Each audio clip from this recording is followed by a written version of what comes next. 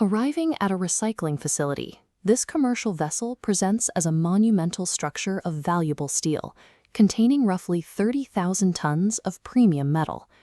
This same architecture, built in the late 90s, functions as a sealed, deteriorating chemical plant.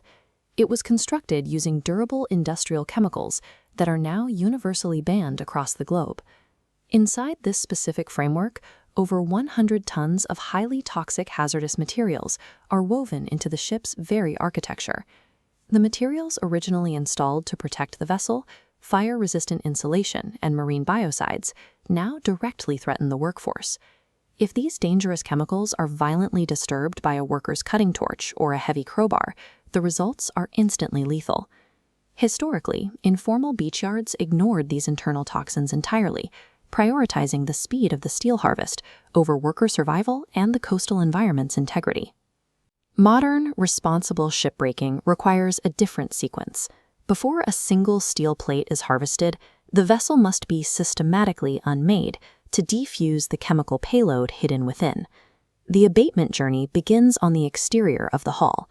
Historically, marine paint manufacturers aggressively infused a powerful biocidal chemical called Tributyltin, or TBT, into the coatings applied to the underwater sections of the ship to kill marine growth and the TBT constantly leached out of the paint. It acted as an indiscriminate ecological weapon, poisoning non-target marine life across the globe and accumulating heavily in the sediment of major ports. A concentration of just 1 drop of TBT in an Olympic-sized swimming pool causes severe hormonal mutations in coastal marine snails. This mutation, known as imposex, physically alters their reproductive organs and collapses the foundational layers of the marine food web. To safely recycle the ship today, workers cannot simply burn or scrape this legacy paint away.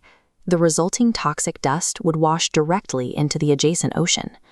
Instead, specialized high-pressure hydroblasting equipment strips the paint over impermeable concrete floors. Graded drainage basins capture every drop of contaminated water for professional chemical treatment. This process demands an environmental engineering footprint far more complex than the original painting process. Neutralizing these biocides is now a non-negotiable prerequisite for entering the shipyard. Moving inside the ship's unlit corridors, the recycling team faces the vessel's massive electrical nervous system. For decades, shipyards utilized polychlorinated biphenyls, or PCBs, as dielectric fluids and coatings for the miles of rubberized wiring snaking through the cable trays. These synthetic organic chemicals are fiercely bioaccumulative. They build up within the fatty tissues of living organisms, rather than breaking down naturally over time. If a worker cuts into a PCB-laced cable with a hot oxyacetylene torch, the extreme heat instantly vaporizes the chemical into a lethal, invisible gas. This hazard extends to the ship's steel coatings, fortified with lead, cadmium, and chromium. Repeatedly inhaling these vaporized heavy metals leads to metal fume fever, a severe, chronic neurological and respiratory illness that ravages the body. To prevent this thermal reaction, compliant yards use hydraulic shears to cold cut the electrical cables. It is a slow, exhausting manual operation performed in highly confined spaces to ensure no heat is introduced to the chemicals. This meticulous removal of the electrical wiring serves a single purpose. The ship's internal systems must be entirely neutralized before the first structural cut is ever made.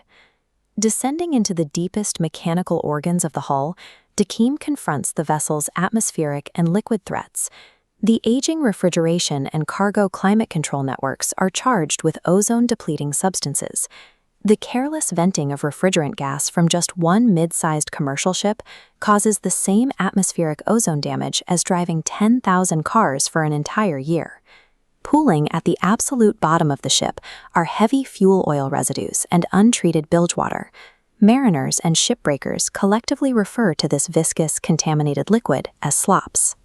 In these tightly confined, completely unventilated spaces, this thick sludge emits highly explosive hydrocarbon vapors, creating a constant, lethal risk of detonation. Specialized, spark-proof pneumatic pumps extract these volatile fluids into certified reception tanks.